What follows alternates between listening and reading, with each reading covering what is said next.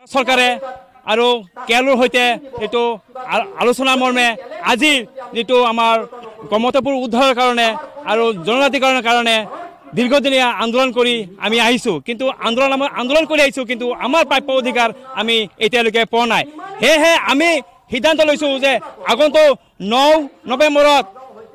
বঙাইগাঁৱত বিশাল প্ৰতিবাদী গণসমাৱেশৰ এটা আয়োজন কৰিছো আৰু সেই গণসমাৱেশত আমি লাখ লাখ আজি জনগোষ্ঠীৰ আমাৰ কুশালী জনগোষ্ঠীৰ লোক আহি আমাৰ ইয়াতে আমাৰ একত্ৰিত হ'ব আৰু সেই গণসমাৱেশতে আমি দেখুৱাই দিব বিচাৰিছো আমি চৰকাৰক আমি দেখুৱাই দিব বিচাৰিছো যে আমি সেই গণসমাৱেশৰ আজি আমাৰ শক্তি আমি প্ৰদৰ্শন কৰিব বিচাৰিছো কাৰণ শক্তি নেদেখালে আমাৰ প্ৰাপ্য অধিকাৰৰ পৰা আমি বঞ্চিত হৈ আছো দেখা যায় যে আমাৰ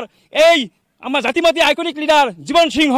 লগতে আমাৰ ডিএল কোচক আজি এই আমাৰ চৰকাৰে ভাৰত চৰকাৰে মাতি পেলাই আনি আমাক আলোচনাৰ নামত আলোচনা কৰি 3 বছৰ ধৰি আমাক আজি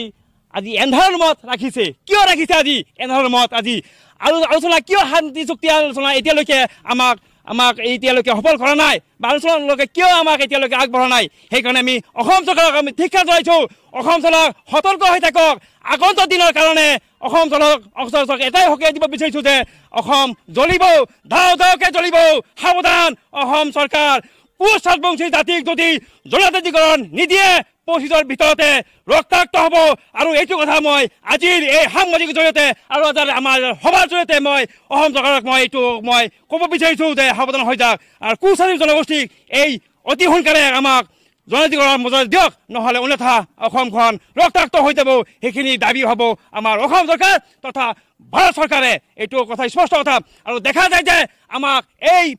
আমাৰ জনজাতিকৰণৰ বিৰোধিতা কৰি আহিছে এই বিৰোধী কৰা যোনে আহিছে আজি দেখা যায় ট্ৰাইবেল সংঘৰ আজি আমাৰ সভাপতি আজিত খাগৰী এই আজিত খাগৰী কোন হয় কোন হয় আজিত খাগৰী আমাৰ কি কুশালী জনগোষ্ঠী ঠিকা লৈছে নেকি যেতিয়া আমি আন্দোলন কৰোঁ তেতিয়া তেখেতে ওলাই যায় ক'ৰ পৰা ওলাই যায় তেখেতে আমাক বিৰোধিতা কৰি আছে তেখেতে বিৰোধিতা কৰা তেখেতক মই তীব্ৰভাৱে গৰিহণা দিছোঁ তেখেতক আমি চেতাৱনী দিছোঁ সাৱধান হৈ যাওক আজিত খাগৰী আপুনি আমাক ঠিকা লোৱা নাই আমাৰ কুশালী জাতিক আমাক ঠিকা লোৱা নাই সাৱধান হৈ যাওক আমি কুশালী জাতিৰ আমাৰ জনজাতিকৰণৰ মৰ্যাদা আমাৰ কমতে পুনৰুদ্ধাৰৰ কাৰণে আৰু কেলৰ শান্তি চুক্তিৰ কাৰণে আমি আমাৰ প্ৰাপ্য অধিকাৰৰ কাৰণে আমি আন্দোলন কৰি আছোঁ কিন্তু তাতে আপুনি মাত মতাৰ কোন হয় সাৱধান হৈ যাওক আমি সেইকাৰণে চৰকাৰক আহ্বান জনাইছোঁ যে আগন্তুক দিনৰ কাৰণে আমাৰ 2025ৰ ভিতৰতে যদি কুশালী জনগোষ্ঠীক যদি জনজাতিকৰণ নিদিয়ে তেতিয়াহ'লে অসমখন ধাও ধাওকৈ জ্বলিব ৰক্তাক্ত হ'ব এইটো কথা স্পষ্ট কথা অসম চৰকাৰ আৰু ভাৰত চৰকাৰ মই সকীয়াই দিছোঁ আজিৰ এই সংবাদ মেলৰ জৰিয়তে আজি আমাৰ এই সভাৰ জৰিয়তে সাৱধান হৈ থাকক।